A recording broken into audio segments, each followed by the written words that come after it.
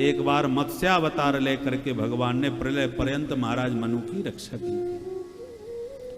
अब सूर्य वंश में राम जी और चंद्र वंश में श्याम जी। तो आइए पहले राम जी की चर्चा करें। भगवान नारायण के नाभि कमल से ब्रह्मा, ब्रह्मा के बेटा मरीचि, मरीचि के कश्यप, कश्यप के विवस्वान, विवस्वान पुत्र श्राद्ध देव मनु, जिनकी श्रद्धा नाम की पत्नी से एक बिटिया भई। पर राजा ने कहा मुझे बिटिया नहीं, मुझे बेटा चाहिए था। तो वशिष्ठ जी ने, उनके पुरोहित जी थे, उन्होंने बिटिया को ही बेटा बना दिया। अब बोलिए, जो वैज्ञानिक आज दिखा रहे हैं चमत्कार, वो हमारे महात्मा लोग हजारों साल पहले करके छोड़ दिए। बिटिया हुई तो नाम था इला देवी, जब बेटा बना दिया तो नाम हो गया सुद्युम्न, और बाद में फिर महाराज के 10 बेटा हो गए। इक्ष्वाकु, नृग, सरयाति, प्रसद, नवग, कवि आदि, इन्हीं से सूर्य वंश का विस्तार हो गया।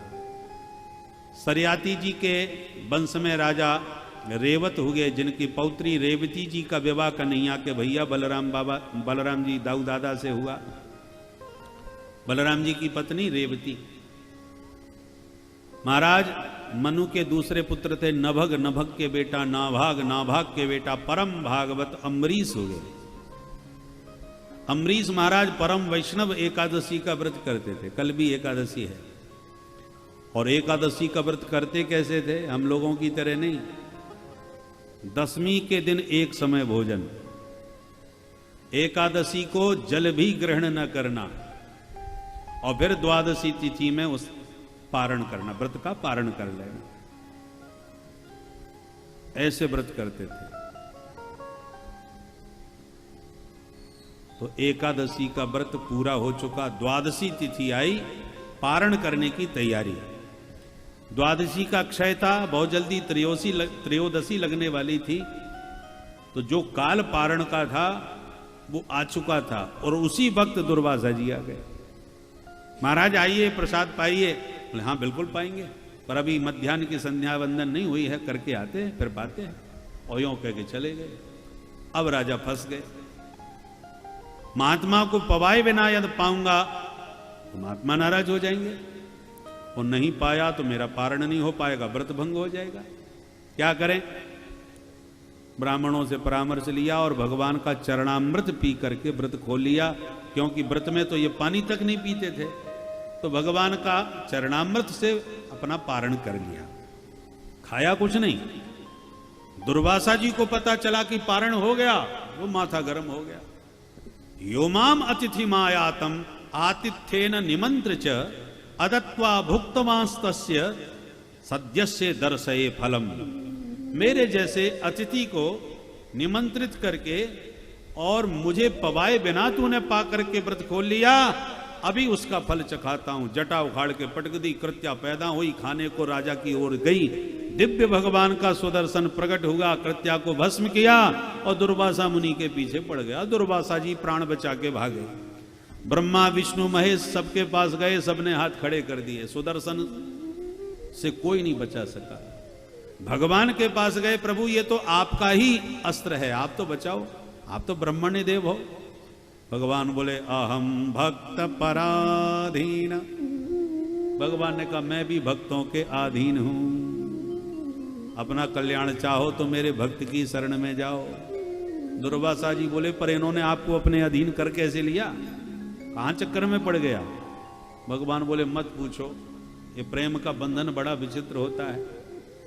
एक कन्या अकेली ससुराल में आती है अपने परिवार को छोड़कर, तो जब अकेली घर में घुसती है ससुराल के, तो डरी डरी सी सहमी हुई, न जाने पति कैसे होंगे, सास ससुर का स्वभाव कैसा होगा, कैसे रहूंगी।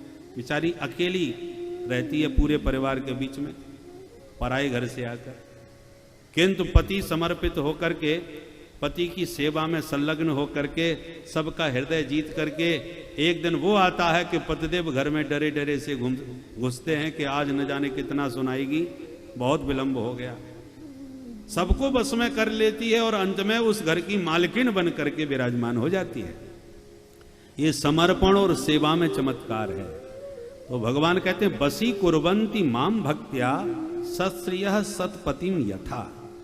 जैसे सदाचारणी सती साध्वी नारी पति परायणा होकर के पति को भी सेवा के बल पर वशीभूत कर लेती है। ऐसी मुझ जगत पति को इन भक्तों ने समर्पण करके सेवा के बल पर वशीभूत कर लिया। वशी कुर्वंती, मैं भी इनके बस में हो गया।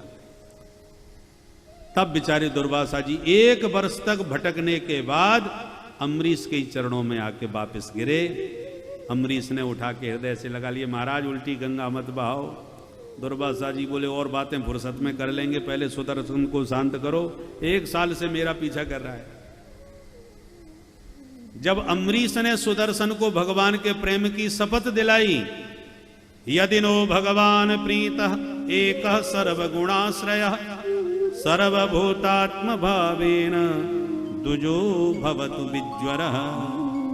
शपथ सुन करके सुदर्शन शांत हो गए और दुर्वासा जी कान पकड़ के बोले, अहो अनंत दासानां महत्वं दृष्टमद्य में।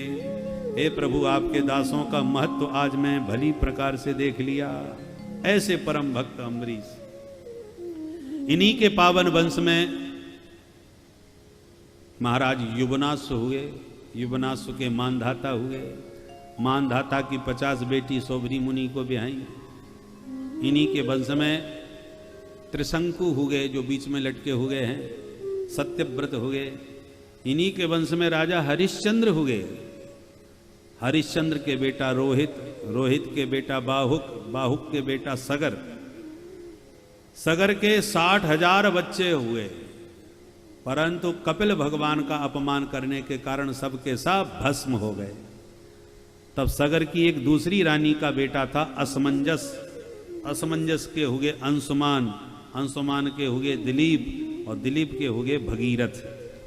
भगीरथ ने अद्भुत तपस्या करी, भगवती माँ गंगा को प्रसन्न किया, भोलेनाथ की जटाओं में ला करके अंत में आगे आगे भगीरथ, पीछे भागीरथी चल पड़ी। जहां सगर पुत्रों की राख पड़ी थी, उस राख का गंगा मैया ने ज्यों ही स्पर्श किया, सबके सब परम धाम को प्राप्त हो गए। बोल गंगा मैया की जय।